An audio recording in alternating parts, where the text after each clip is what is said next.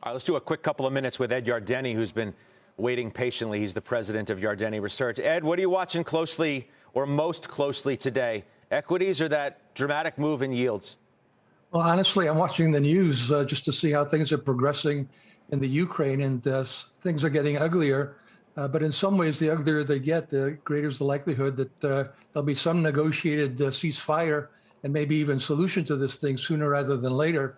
But I'm clearly watching the bond market, too, along with everybody else, and just very impressed by how this bond yield has come down, showing a tremendous amount of risk aversion. And clearly, a lot of Russians are scrambling to get into Bitcoin. Maybe some of them still have accounts where they can actually transact and are buying the bonds.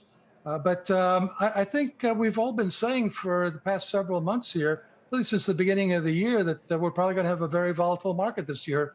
And that's exactly what we have. So we shouldn't really be too surprised by the kind of action we've had in recent days. It's actually been holding up relatively well in the face of the war talk and now the actual war and the escalations that have been going on. Has the Fed calculus changed? Absolutely. I have to believe that I never was in the camp of the 6, 7, 8 increases. I thought we'd get 4, but I think even that might be of some question. I think what really changes, they may actually decide just not to talk about the runoff, or just to say that they're going to let the securities that mature will be rebought. So I think that the focus of the Fed is going to be on the Fed funds rate. I agree with Steve Leisman that they probably will do a quarter-point increase at the March meeting and maybe a quarter point after that.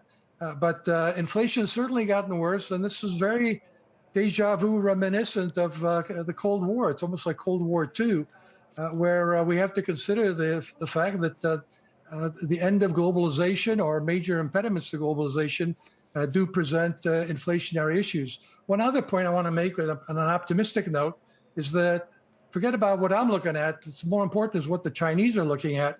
And I got to believe the Chinese have really been taken aback by the world reaction against the Russians, turning them into global pariahs.